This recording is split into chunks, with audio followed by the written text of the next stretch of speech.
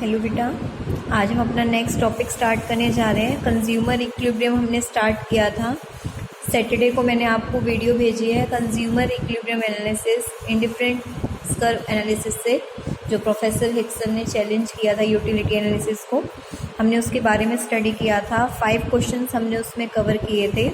आज हम अपना नेक्स्ट टॉपिक कवर कर रहे हैं। इसके लिए मैंने आपके नोट्स प्रिपेयर करे हैं। बुक में से आप कंफ्यूज ना हो, नोट्स में से आपको इजीली समझ आ जाएगा। Properties of indifference curve. Properties में आपको अच्छे से समझना है। आपकी 6 प्रॉपर्टीज़ हैं और ये 6 प्रॉपर्टीज़ आपके 6 क्वेश्चंस कंटेन करती हैं। बिकॉज ये अलग से आपके 3 मार्क्स में क्वेश्चन भी आ सकते हैं। आपसे पूछा जा सकता है वाई आई सी स्लोप डाउनवर्ड, वाई आई सी नेगेटिवली स्लोप। मतलब हर प्रॉपर्टी का एक सेपरेट क्वेश्चन भी बनाया जा सकता है। तो आपको ये 6 के 6 पॉइंट बहुत अच्छे से करने हैं, डायग्राम वगैरह सब अच्छे से बनाने हैं। तो देखिए, सबसे फर्स्ट पॉइंट आज जो अभी हम करना चाह रहे हैं अपना आईसी, इन्होंने कहा properties of indifference curve. First point हमारा है आईसी स्लोप डाउनवर्ड और it shows a negative slope. Slope downward का मतलब क्या है, नीचे की तरफ आती है, या हम कह सकते हैं कि जो इसका स्लोप है, जो ढलाव है, वो नेगेटिव है। वो नेगेटिव क्यों है अभी आपको पता चल जाएगा।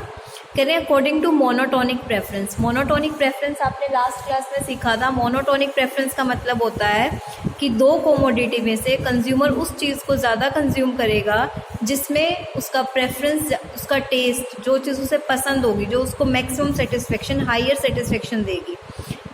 एक कंज्यूमर प्रेफर गुड्स, एक कंज्यूमर उन्हीं गुड्स को ज़्यादा प्रेफर करेगा which gives him higher satisfaction, जो उनको हायर सेटिस्फेक्शन देंगी। If a consumer wants to prefer or consume more of goods X Y, अगर कंज्यूमर को एप्पल्स है, एप्पल हमारा यहाँ पे क्या है, good X, and orange is goods Y, this is goods X and this is good Y. तो ये कह रहे हैं कि अगर कोई कंज्यूमर प्रेफर करता है, कंज्यूम करना चाहता है, अगर वो एप्पल को, देखो ये एरो दिख रहा है ना, आप जब, क्योंकि हमने ये पढ़ा था कि आईसी कर्व के किसी भी पॉइंट पे आप कंजम्पशन कर लो, आपका सेटिस्फेक्शन सेम रहेगा। आप ए लो चाहे बी लो, वो आपके ऊपर है ना कि आप एप्पल की ज़्यादा कंजम्पशन करते हैं या ऑरेंज की। आपने एप्पल की कंजम्पशन को बढ़ाया तो उसके लिए आपको ऑरेंज की कंजम्पशन को क्या करना पड़ा, कम। पहले ऑरेंज इतने ले रहे थे, अब इतने ले रहे हो। एप्पल यहाँ पहले कंज्यूम कर रहे थे, अब यहाँ कर रहे हो।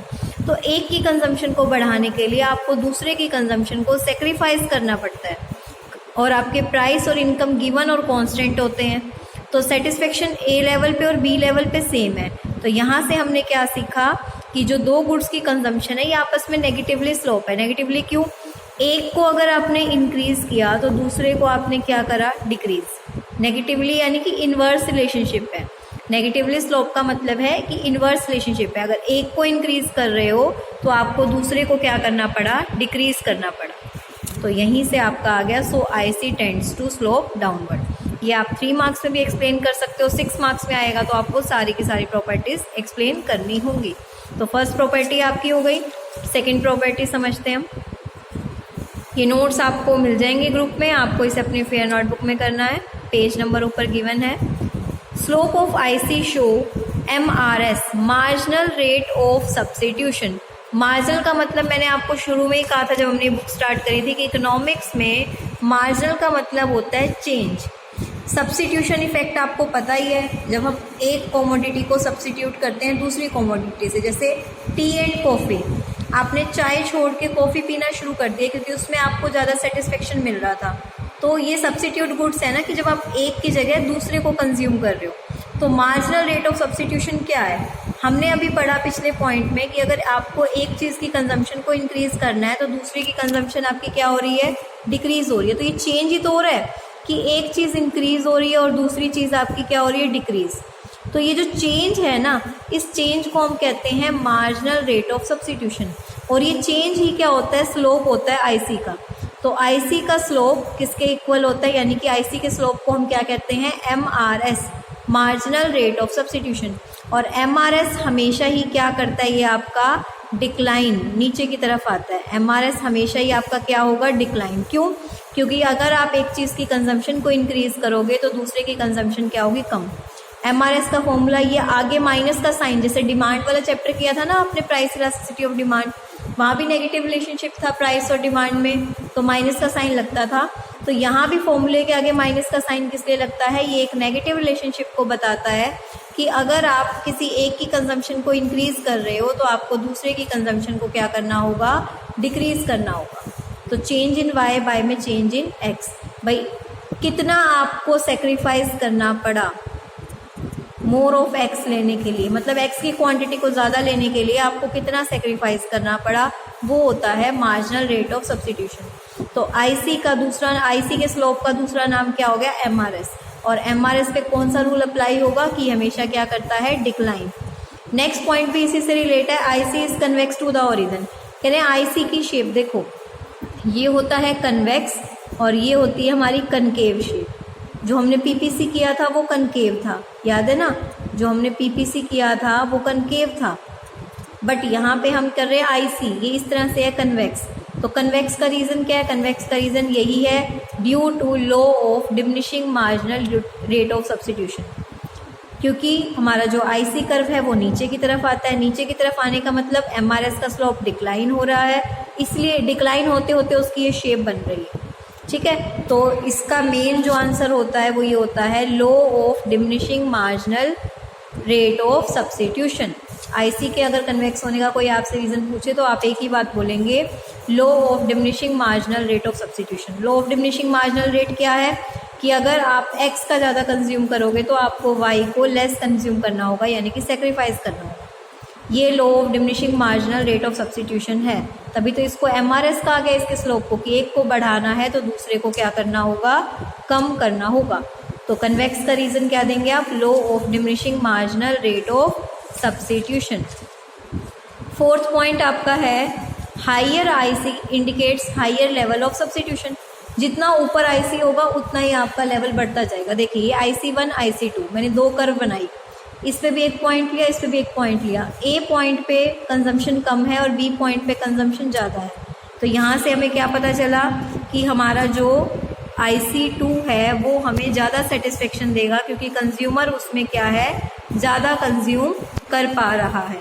ठीक है, फिर नेक्स्ट है IC do not cross each other. देखो ये डॉटेड लाइन मैंने बाद में बनाई है, अब डायग्राम में कंफ्यूज ना हो जाए इसलिए मैंने एक बार डायग्राम यहाँ भी बना दिया। जब हमें इस चीज़ को प्रूव करना है ना कि आईसी एक दूसरे को क्रॉस नहीं कर सकते, जैसे मैथ में नहीं होता कोई थ्योरम प्रूव करनी होती है, तो पहले हम उसी को लेके चलते हैं। इन्होंने कहा आईसी क्रॉस नहीं कर सकते, तो हमने क्या किया? हमने आईसी को क्रॉस कर दिया। IC1 और IC2 क्रॉस किए हुए हैं। अब हम इसको थ्योरम से ही प्रूव करेंगे। एक बात हमने सीखी है कि आईसी पे जितने भी पॉइंट होते हैं सब पे हमारा क्या होता है? सेम सेटिस्फेक्शन होता है। तो ये जो IC1 है, ए और बी IC1 पे हैं, तो ए का सेटिस्फेक्शन बी के सेटिस्फेक्शन के इक्वल होगा, इक्वेशन 1। फिर ए और सी IC2 पे हैं, तो सेटिस्फेक्शन ऑफ ए और सी इक्वल होना चाहिए। फ्रॉम इक्वेशन 2 एंड 1 क्या निकला? ए बी के इक्वल है और ए सी के इक्वल है।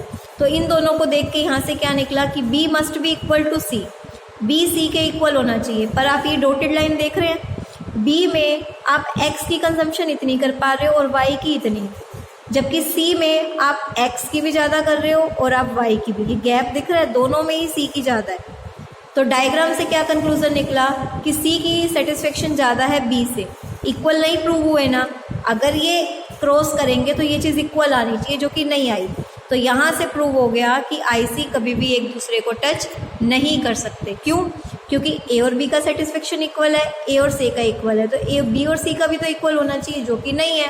सो ये चीज़ प्रूव हो गई है कि ये दोनों आईसी कभी भी एक दूसरे को टच नहीं करेंगे आपस में। क्लियर है? नेक्स्ट एंड लास्ट हमारी है, IC neither touch X axis no touch Y axis. IC ना तो एक्स एक्सिस को टच कर सकती है ना वाई एक्सिस को। क्यों? अगर एक्स एक्सिस को टच करेगी तो इसका मतलब क्या है? आपने ग्राफ किया होगा ना, इसका मतलब एक्स की तो कोई ना कोई है। मानो एक्स की कंजम्पशन 10 है पर वाई क्या है यहाँ पे? 0। इसका मतलब क्या है?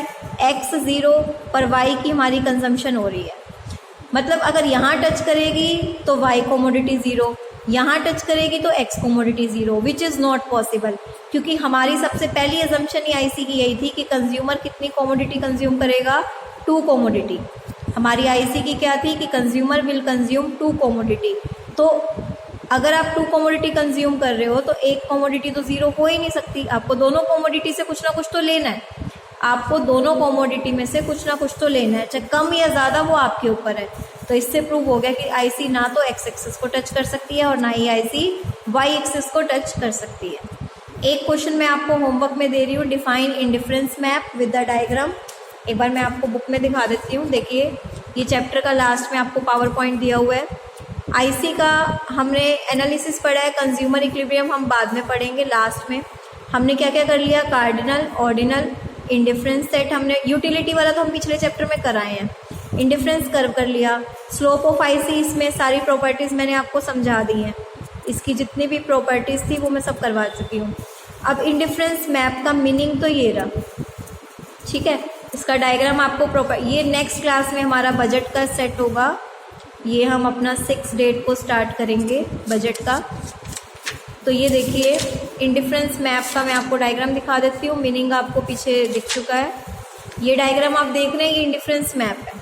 इंडिफरेंस मैप क्या होता है, जब एक ग्राफ के अंदर बहुत ज़्यादा आईसी बना दी जाती हैं तो उसे हम क्या कहते हैं, इंडिफरेंस मैप कहते हैं। तो ये डायग्राम दिया हुआ है और ये पीछे आपको मीनिंग दिया हुआ है कि जब हम काफ़ी सारी को एक साथ ही एक डायग्राम में शो कर देते हैं तो वो हमारा क्या होता है, इंडिफरेंस मैप होता है। तो ये क्वेश्चन आपको होमवर्क में खुद से करना है। मैंने आपको इसका मीनिंग भी बता दिया, इसका डायग्राम भी बता दिया। तो आज की क्लास में आपके 2 क्वेश्चन हैं। नेक्स्ट क्लास हमारी 6 डेट की, उसमें हम क्या टॉपिक करेंगे, कंज्यूमर बजट। Thank you.